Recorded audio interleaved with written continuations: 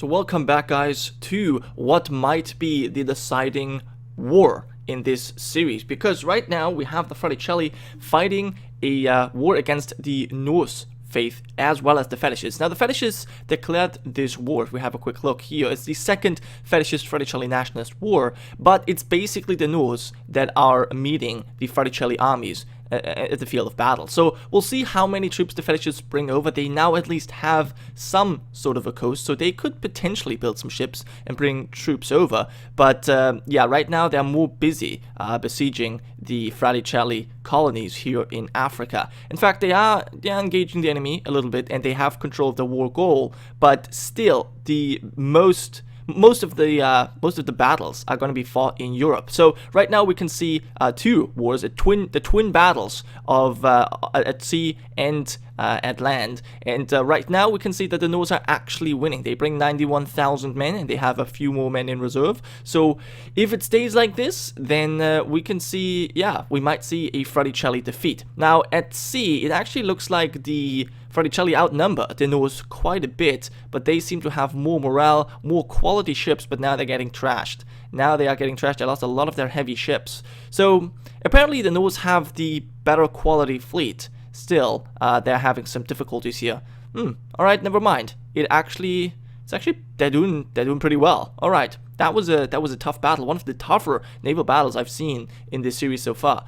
Now, we also have the Norse separatists. They are actually of Lollard origin, but they have decided to, you know what, we're going to actually support the Norse in this particular war. And that's actually, I mean, that could potentially turn the tide. I doubt that it actually will, especially with the Norse getting cut off there and absolutely smashed by 120,000 Fraticelli. So it looks as though, since the Fraticelli now took over Usul, they will probably amass their troops, smash the 50 guys there. Yeah, okay. So it's not looking too good. It's not looking too good for the Norse here, which means it's looking good for the Fraticelli. Okay, now they're going after the rebels now. Okay, but before that, they actually take out another army. Okay, wow. Yeah, so that was pretty decisive. I think that must have changed the course of this war. Yeah. I mean, technically, the fetishists are still winning. They're also winning from battles, which seems very odd to me. But yeah, here we are. So maybe we're going to see a very, very important peace deal here. But I somehow doubt it. I somehow doubt that if the Fraticelli win in Europe, that they're going to have to give up anything. But okay, we'll have to see how things turn out. I mean, there's always other fronts that could be opened that could threaten the Fraticelli. I mean, you can see the Waldensians getting ready. They have their troops at the border, and they have a lot of provinces that they want to take back. A lot of provinces. So we might see that. We might see that happen. Other than that, we have also the third Inti-Venezuelan war, which is going relatively in favor of the Inti. Not really surprised there. And we have the third Shinto-Zoroastrian imperialist war. Now, I should mention that there's currently, I think, 4 powers. Actually, no, that is not true. There are now 5 powers in the world that I would consider that have a chance of winning. I'm actually wait, why did the Reformed have that much development? Alright, let me quickly check that out, because I'm actually kind of surprised by that. Alright, I guess we'll wait until I'll check that out. But just recently, we had 4 great powers. We had Cathars, the Shinto, the Fraticelli, and the Totemists, all of which are, you know, significantly stronger than the rest of the great powers we can see on this list. Now the Reformed got into this as well, so I would say there's 5 nations at this moment that I believe have a very good shot at winning. So yeah, we'll have to see how things turn out. Now the Fraticelli did lose another battle, if I'm not mistaken. Nope, they actually sent the Norse packing.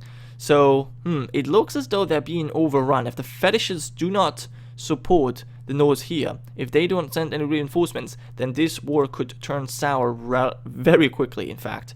Yeah, alright, let's have a quick look at the Shinto fighting the Zoroastrians. Now, this is indeed the third war, but this time, the Shinto are being pushed back by the Zoroastrians. Now, they have a few forces here, and there's a big battle going on right now, which the Zoroastrians attacked into unfavorable terrain. So, that was obviously not too smart, but they're very well prepared for this war, it seems. I would have guessed that after these 2 wars that were quite crippling for the Zoroastrians, they would be a bit weaker, but I think not having the Sikh in on this is hurting the Shinto quite a bit. So they are missing out on a lot of distraction for one part, and of course allied forces that help besiege and fight. Alright, so whenever I look, we can see some battles won by the Norse, some by the Fraticelli. It's pretty even, in fact. So it really comes down to the war goal, who controls it, which at the moment are the fetishists, and what they will peace out for, and of course how well or how much longer the combatants want to stay in this war. Still though, if the Fraticelli are caught up in this war, I mean, the Norse can always be threatened by various people. The Protestants are not going to do it. The Lollards, I highly doubt they will do it. The Suomenusko, they might attack the Norse, but even then, I think the Norse are pretty safe where they are. But the Fraticelli, so many fronts open. The Slavs, the Waldensians, the Cathars, and perhaps even the Bogomilists all want their stuff. They want to see them fall.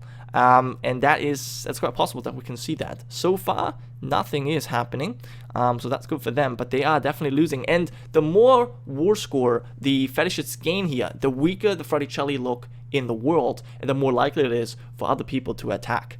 So yeah, still, the Shinto are doing a really bad job here. They are honestly being pushed back. I'm really surprised how that is possible. You had military tech 30, so are you. So, that is truly surprising. They might have to give up some of the provinces they took in some of the earlier peace deals. And so far, I would argue that the Shinto have not lost a single war. But at this very moment, if nothing changes, then I might have to, well, I can no longer say that, I guess. We can no longer say that the Shinto won every single war they fought. Or at least, the first war against the Zoroastrians, they didn't win, but it was a good war that prepared them for their second conquest. And now they're struggling. They are indeed struggling. They have a lot of men, but so do the Zoroastrians. It's very hard to tell who's going to come out on top here, but since the Zoroastrians do still control their capital, and it's quite a far way over here, it's likely that they will also win this war. Yeah, okay, well, we saw a lot of, I think, definitely one snack wipe and another victorious battle for the Shinto, so they might come back? Yeah, I mean, they're definitely winning when it comes to battles. Occupation's not in their favor, and of course, the war goal is a big deal. Alright, let's have a quick look at South America, just because, oh yeah, the Venezuelans are completely occupied. Even their, oh my god, even their islands are being attacked. So, yeah, the Inti, they don't want to mess around. They are ready to take over everything here, and yeah, I mean, it's just a matter of time at this point that they will peace out, because the war exhaustion is going to drive up crazy in Venezuela and Colombia, or Venezuela, I guess, and as soon as that happens, they can basically demand anything they want in this war. So that's cool. Okay, now the Cathars are continuously colonizing southern tip of Italy. The islands here have been colonized, and most of Spain or Iberia. So that's good for them. Now, it seems as though we have reached an agreement between the Fraticelli. No, what are you doing? I think you have pieced out the Norse.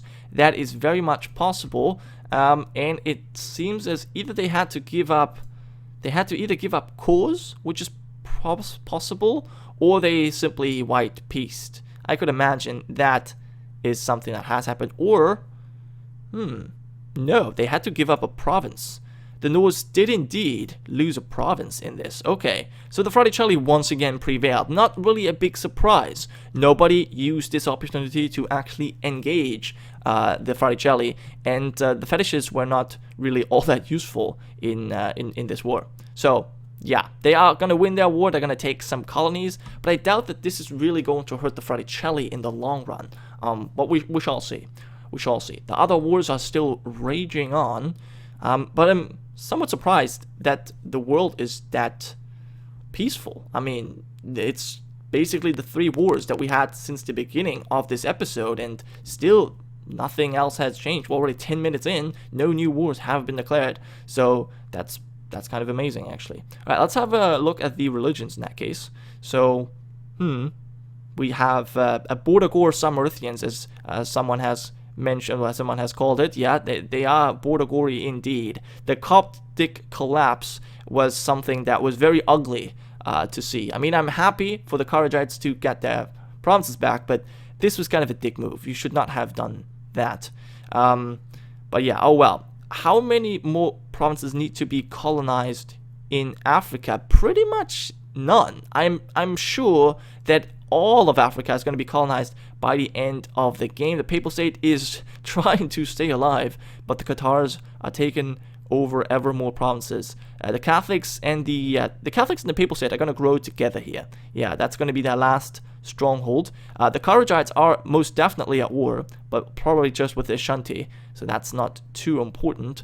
I guess we should check out the other great wars then. So we have peace. Alright, so the Catholics are at war and the Kharijites. We have peace in the Zoroastrian lands, and I wonder if the Shinto had to give up anything. Now, it's hard to tell. It is indeed hard to tell. I would say it was a white peace.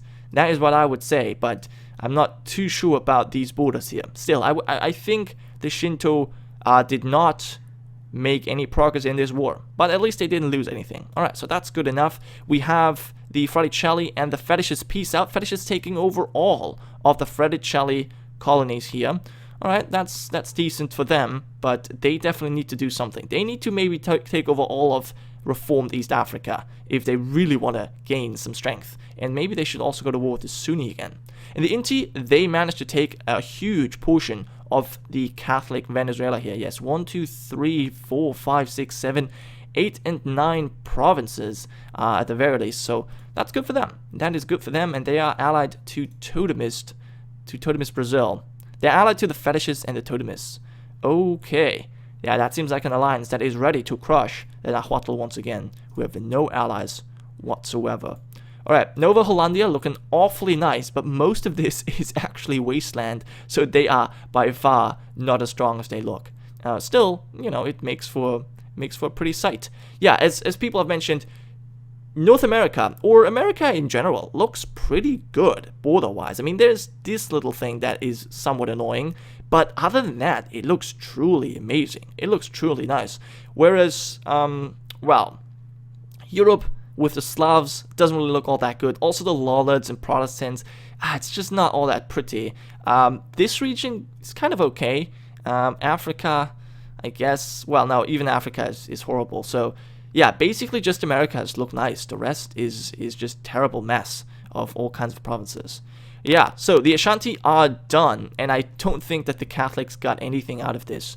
No, this is not. This is just colonies. There's no actual lands that they took in the peace deal. So Kharijites have grown stronger, and that's good for them. That is good for them, but they're certainly not going to play a big role in the for deciding who's the victor of this series. Alright, so here we see the another big war, the Slavs and Suomenusko together taking on the Hurufi, and I wonder if the Iconoclasts are in this. No, the Iconoclasts also are standing alone, and so do the Bogomilists. Huh. So this alliance, after being together for so many years, centuries, this just fell apart, and everyone's going his own way. That is just insane to see.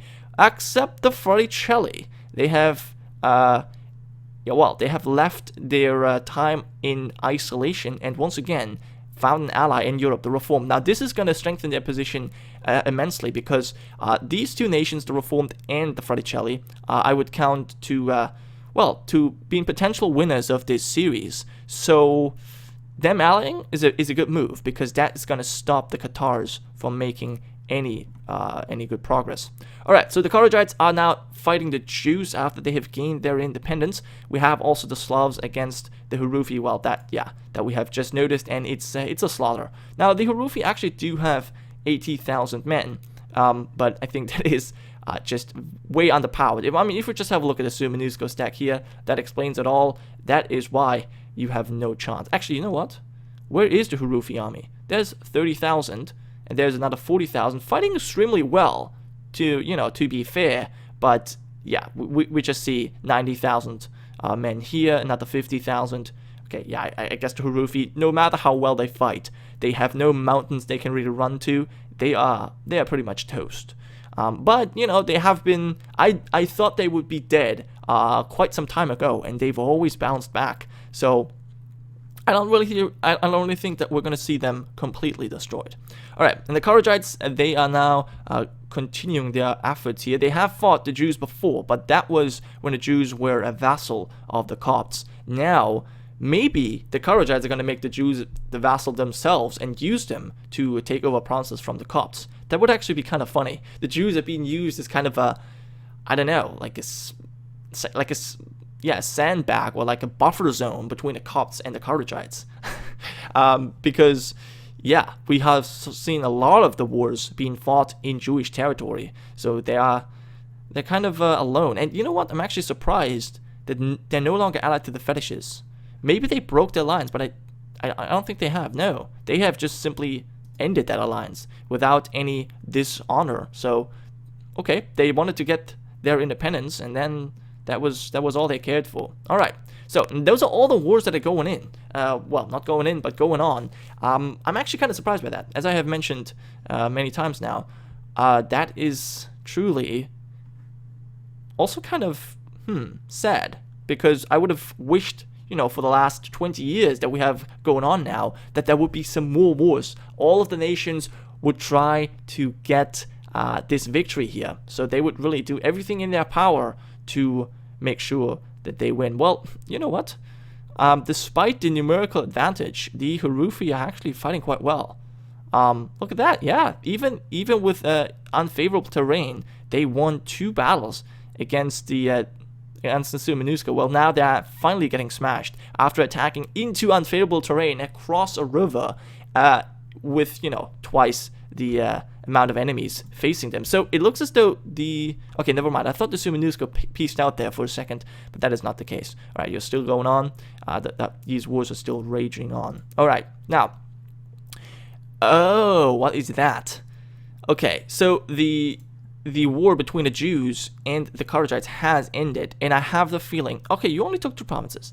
Right? I really felt like they would also vassalize the Jews, but they have not done so. All right, so we have a very big war going on in Europe. The Cathars and the Waldensians fighting against the Protestant and Reformed. That is big. That is really big, because in Europe,